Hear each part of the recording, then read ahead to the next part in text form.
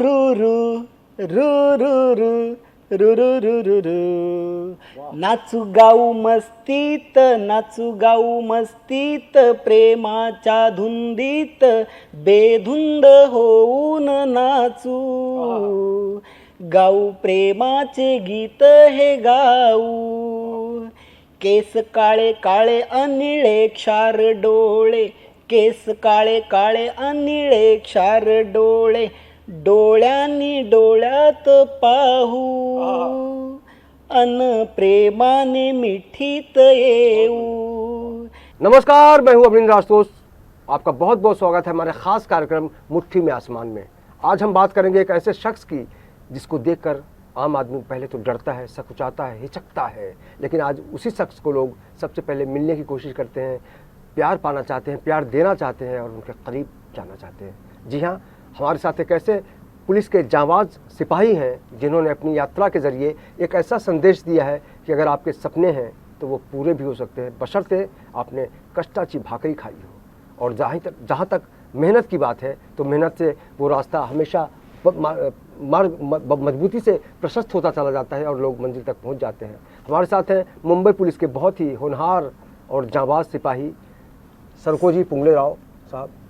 Sarkozy, सबसे पहले आपको ये जानना चाहेंगे कि हम ये यात्रा कब और कैसे शुरू की, क्योंकि परभणी और मुंबई, उसके बारे में कुछ जानना चाहेंगे आपसे।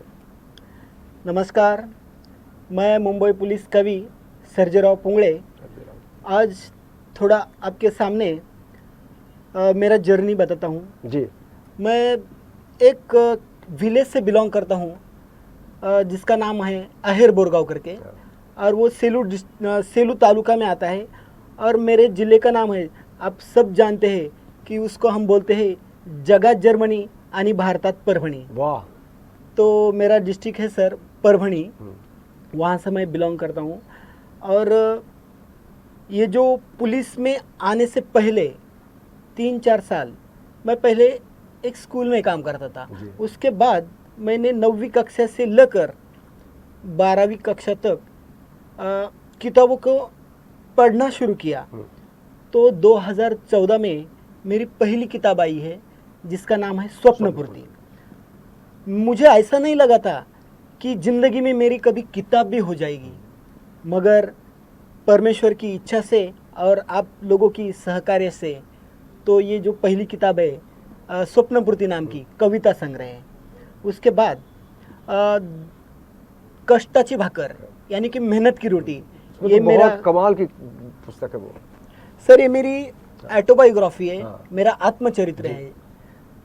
और उसके बाद एक किताब आई जिसका नाम है वंदना, जो ग्रामीण क्षेत्र रहता है, उधर कैसे रहता है, क्राइम रहता है मगर क्राइम के खिलाफ कोई बोलता नहीं। तो इस किताब में ग्रामीण विलेज के बारे में थोड़ी आवाज़ उठाने की कोशिश की है जिसका नाम है वंदना। वंदना के बाद में सापड़ा नाम का एक शहरी कथा संग्रह है। इसमें 100% मैं इन्वॉल्व हूँ, ऐसी स्टोरीज है, आई विटनेस सापड़ा सर। उसके बाद 2022 में मला काय वाटते नाम का एक किताबों का पोइट्री बुक अपन ने पब्लिश किया है। और ये जो कविता हैं जो सच्ची घटना पे आधारित है। उसके बाद सर कोरोना गया, कोरोना के ऊपर ये किताब लिखी है तीसरे जैविक महायुद्ध। ये एक युद्ध था सर, बिल्कुल, जिसने अपने घर का आदमी खोया है उसको ही कोरोना क्या है ये मालूम गिर गया है। और पुलिस, बीएमसी, डॉक्टर, ये लोगों ने एकदम नज़दीक से इसको कोरोना को देखा है। तो उसका पूरी जानकारी कि कोरोना इंडिया में कैसा आया, कैसा फैल गया, ऐसी सारी बातें इस किताब में हैं। अभी 7वां जो किताब है उसका नाम है the best detect in Mumbai police. वाह! क्राइम स्टोरीज पर है। अभी कोरोना के समय बहुत सारे लोगों ने हेल्प किया, सभी ने हेल्प किया, मगर गुनहगार लोग थे, उन्होंने क्राइम करना नहीं छोड़ा था। तो ये कोरोना कालावधि में भी क्राइम चल रहा था। तो ये क्राइम के ऊपर ये किताब है, the best detect in Mumbai police. और सर मैं आपको और दर्शकों को सभी को एक गुड न्यूज़ देना चाहता हूँ बिल्कुल। कि अभी एक मेरी किताब आने वाली है जिसका नाम है समस्या और आयुर्वेद। वाह वाह वाह। तो इसमें अपन क्या करते हैं सर, समस्याओं को खरीद लेते हैं, यानी कि गुटखा खाना, दारू खरीदना, उसको पीना, और उसके बाद प्रॉब्लम ही प्रॉब्लम आते हैं जिंदगी में। तो इसके बारे में ये जो किताब आएगी समस्या और आयुर्वेद, इसमें सविस्तर रूप से मैं लिखूंगा इसमें। तो 2009 में मैं मुंबई पुलिस में आया, उसके बाद अभी 14 साल पूरे हो गए सर। अभी मैं Kherwadi police station Bandra east में ड्यूटी कर रहा हूँ। जो हमारे सीनियर है, हमारे जो अधिकारी है, वो बहुत सपोर्ट करते हैं सर। जो किताबों की बारे में बोले तो किताबों का जो विमोचन होता है, सम्मेलन होता है, वहाँ पे जाने के लिए समय निकालना पड़ता है, तो बहुत लोग एडजस्ट करते हैं। तो सबका मैं आपका व्यवहार भी तो ऐसा है ना। हाँ सर, मैंने भी देखा है पुलिस इंडस्ट्री को, पुलिस डिपार्टमेंट में बहुत सारे कलाकार ऐसे हैं जो बहुत कुछ अंदर दबा के रहते हैं, लेकिन बहुत कम लोग होते हैं जिनकी प्रतिभा फूट फूट कर बाहर आती है। और यही कारण है कि जो आपको समझते हैं, आपकी भावनाओं का कद्र करते हैं वो। बराबर सर। और जो पिछले लंबे समय तक आप कमिश्नर ऑफिस में भी रहे। हाँ सर। वहाँ का कैसा अनुभव रहा आपका? मैं 3 साल तक वेस्ट कंट्रोल यानी कि पश्चिम नियंत्रण कक्ष में था। कोरोना का समय उधर ही मेरा पूरा बीत गया था। बहुत ही मेहनत का काम था उस समय। बिल्कुल। कि 21 पुलिस स्टेशन आते थे वेस्ट कंट्रोल के अंदर, और 21 पुलिस स्टेशन को जो चीज़ें आती थी, मास्क, सैनिटाइज़र वगैरह वगैरह, ये सारी चीज़ें हम वहाँ पे थे ड्यूटी के लिए, इसलिए हमको वो पहुँचाना हमारा जिम्मेदारी था। तो हमने वो काम बहुत अच्छी तरीके से किया, और सर ने भी हमको बहुत उसमें शाबाशी दिया है। जी जी। हाँ। अच्छा पुंगले साहब, अक्सर क्या होता है ना कि जिस पुलिस वाले की अक्सर लोग तारीफ़ करते हैं डिपार्टमेंट में या फिर समाज के बाकी लोग बहुत तारीफ़ करते हैं, लेकिन घर में कुछ लोग हमेशा शिकायत करते हैं कि टाइम नहीं मिलता, मेरे लिए टाइम नहीं निकालता। तो आपके घर परिवार का क्या रिएक्शन होता है जब आप बहुत बिजी रहते हैं तब? सर अभी पुलिस में आया हूँ तो पुलिस से जुड़कर रहना पड़ेगा। बिल्कुल। जो उसमें दिक्कतें हैं तो उसको अपनाना पड़ेगा। बिल्कुल। हाँ, तो अभी देखो आपके सामने मैं आज आया हूँ, तो मैं नाइट ड्यूटी करके आया हूँ। ये समय मेरी चाहत है, इसलिए मैंने ये समय निकाला है। बिल्कुल। अगर मुझे चाहत नहीं है तो मैं नाइट करके कौन आता है? हाँ। बराबर सर। तो घर वाले बहुत परेशान रहते कि ये हमेशा ड्यूटी पे रहते हैं, हमको समय नहीं देते हैं, और वो जो भी समय मिलता है वो समय में ये लिखते बैठते हैं और हमको ही परेशान करते हैं कि ये देखो ये कैसी लाइन हो गई है, ये इसमें करेक्शन है क्या? ऐसी मैं अक्सर मेरी बीवी को पूछता हूँ और वो भी मुझे सहकार्य करती है, मगर थोड़ा बहुत तो चलता ही है। लेकिन सबसे बड़ी बात है कि उनको कैसे मनाते हैं? कभी रूठती भी तो होंगी वो। कविता सुना के, गाना गा के, आप तो गाते भी हैं बहुत अच्छा। हाँ सर। बहुत सारे वीडियो वायरल हुए आपके। तो हमारे घर में ऐसा वातावरण, जब बहुत ज़्यादा रूठ जाती हैं तब किस तरह का गीत गाते हैं आप? हम चाहेंगे कि एक बार बाकी जो लोग देख रहे हैं, पत्नी को बनाना हो तो क्या गाना चाहिए आपके अनुभव से? 2 लाइन कुछ हो जाए तो। प्रेम के ऊपर भी मेरी कविताएं हैं। हम अक्सर, मुझे लिखने के लिए समय मिलता है, मगर जो मुखपाट रहता है उसके लिए समय नहीं मिलता। तो भी अभी मैंने 2 दिन पहले एक लव सॉन्ग बनाया है। जी जी। उसके 2 शब्द मैं आपके सामने करता हूँ। अभी जो मैंने जो कुछ भी लिखा है वो मराठी भाषा में लिखा है, और मैं मराठी भाषा के लिए बिल्कुल लिखना चाहता हूँ, और आगे भी मराठी भाषा के लिए करता रहूँगा। तो हम चाहेंगे वो गीत ज़रूर सुनाएं जिससे अपनी रूठी पत्नी को मनाने में ये सफलता पा लेते हैं। अभी 2 दिन पहले मैंने एक लव सॉन्ग लिखा है, उसके कुछ शब्द आपके पास रखता हूँ। रू रू रू रू रू रू रु रु रु रु रु वाह. नाचू गाऊ मस्तीत, नाचू गाऊ मस्तीत, प्रेमाच्या धुंदीत बेधुंद होऊन नाचू. आहा. गाऊ प्रेमाचे गीत हे गाऊ. वाह. केस काळे काळे अनिळे क्षार डोळे, केस काळे काळे अनिळे क्षार डोळे, डोळ्यांनी डोळ्यात पाहू आहा. अन प्रेमाने मिठीत बहुत येऊ. बढ़िया. वाह. नाचू गाऊ मस्तीत, प्रेमाच्या धुंदीत बेधुंद होऊन नाचू. गाऊ प्रेमाचे गीत हे गाऊ. बहुत बढ़िया, बहुत बढ़िया. थैंक यू सर, तो थैंक यू. गीत तो बहुत अच्छा प्यारा है. उनका क्या रिएक्शन था गीत सुनने के बाद, जब पहली बार आपने सुना है अपनी पत्नी को?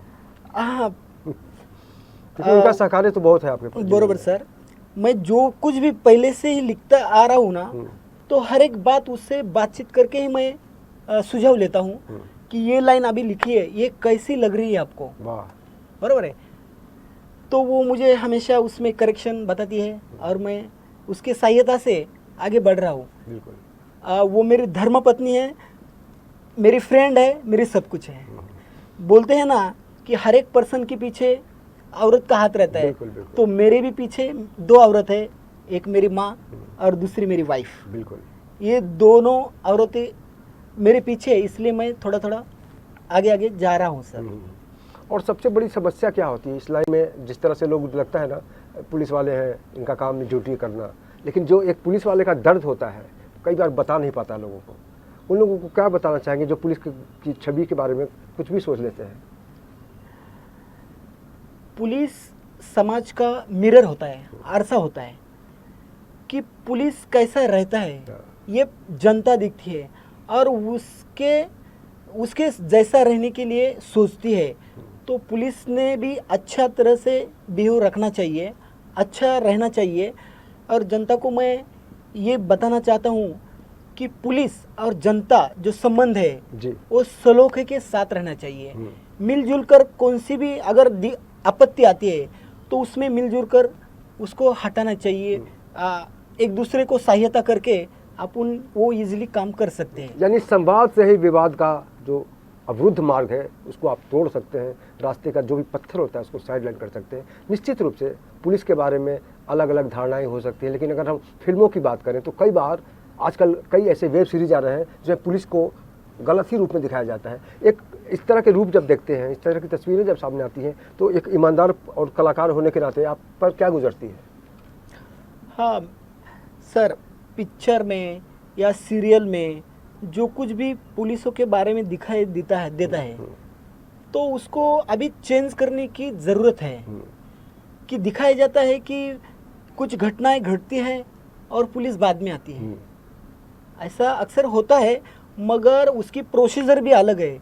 ये लोगों ने थोड़ी समझ के लेनी चाहिए कि आप जब कॉल करते हो तो वो कॉल हमारे कंट्रोल को जाता है, उसके बाद वो डिवाइड होके बिल्कुल पुलिस स्टेशन तक आता है और उसके बाद हम वहाँ पे जाते हैं. इस तरह से थोड़ा समय तो लगता है. वो सब जैसे हम किसी खाने का ऑर्डर देते हैं ऑनलाइन, उसमें भी तो थोड़ा टाइम लगता है. हाँ सर. लेकिन इस बात को, इसकी शिकायत नहीं होती उतनी, लेकिन पुलिस को लेकर बहुत ज़्यादा शिकायत हो जाती है कभी.